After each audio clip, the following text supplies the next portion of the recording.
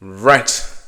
So I'm going to tell you how I made my first £10,000 in property. £10,000 monthly in property the first time I did that. So I was 23 years old. This is not one of those success stories that I want you to know that you can make £10,000 a month and then you can make £1,000 a month after that. And you can also make £30,000 after that. I will tell you how to avoid going from 10,000 to 1,000. And I'll also tell you how to come from 1,000 to 10,000. But anyway, here's how I did. Here's how I made my first £10,000 in property. Right. So I didn't have a single penny at this point. I invested money. In fact, what's funny is I invested about £10,000 into a rent-to-rent deal, and I lost it all. I lost it. I know it's a shame. It's a shame. I lost it all. However, I had no money, so I had to be creative. I started looking for properties in Birmingham, and I found some apartments in Birmingham city centre. Now, these apartments, I was going to use them for service accommodation, and I didn't have a single penny to my name. So I found 3 apartments, in fact. So the first apartment I found, I had to go on Facebook. I had to go on Facebook to look for a joint venture partner. So I found a joint venture partner.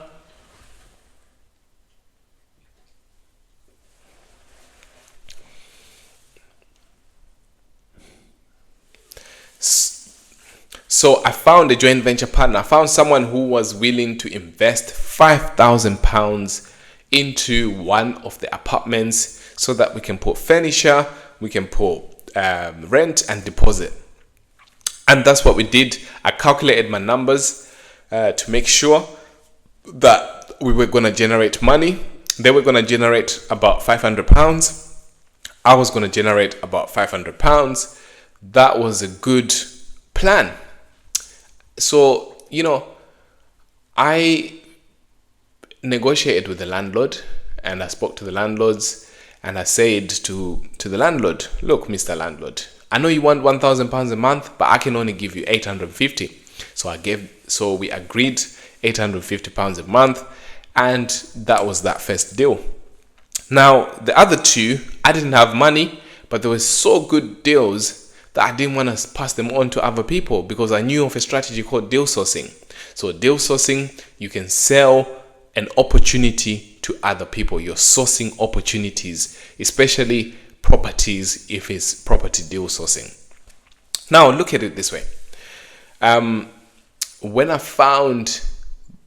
had those other 2, I thought to myself, wouldn't the landlord be interested in joint venturing with me?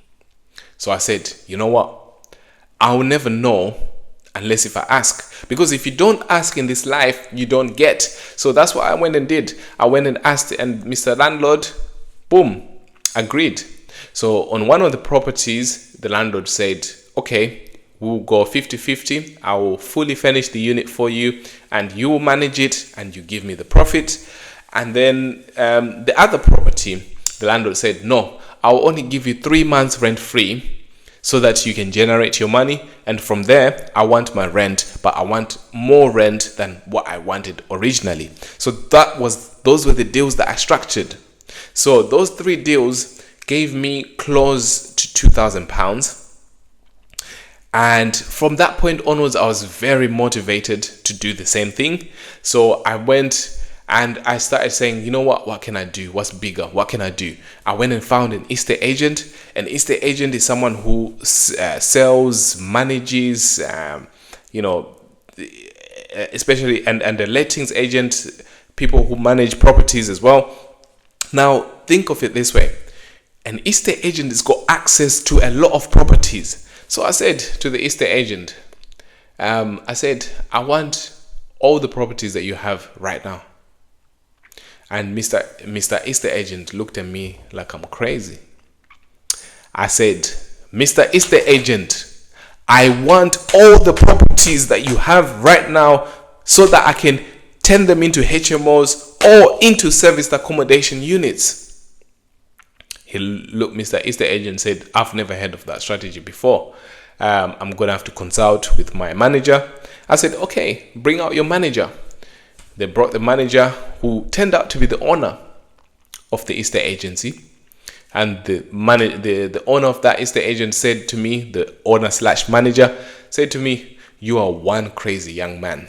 I said, if you're not crazy in this world, if you're not willing to be crazy, you will not get anywhere.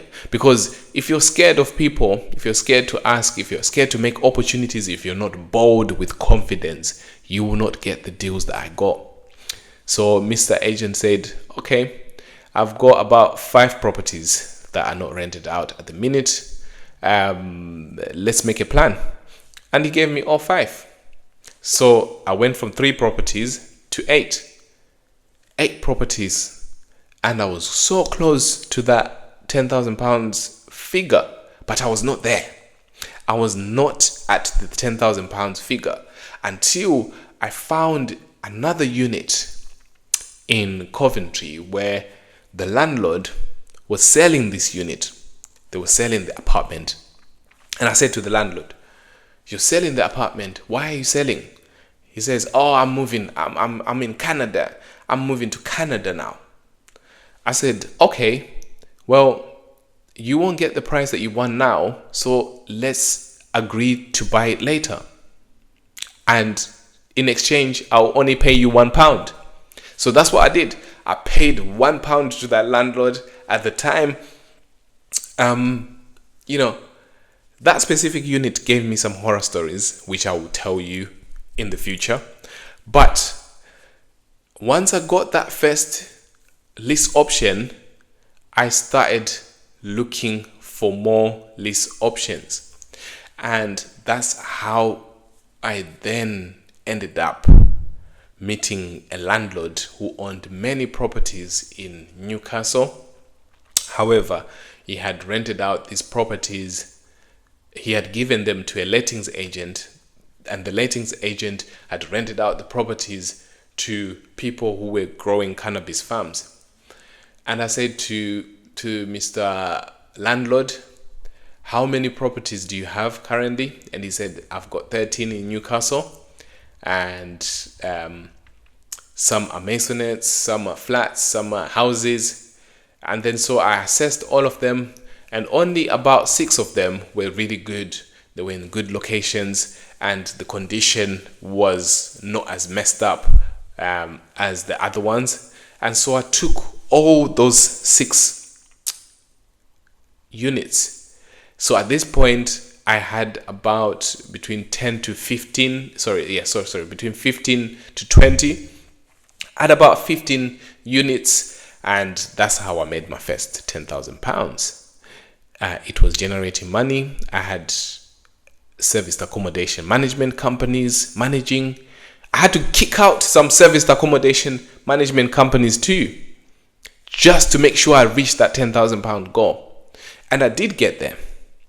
Unfortunately, after that, COVID came. And COVID was another story. That's how I made my first £10,000.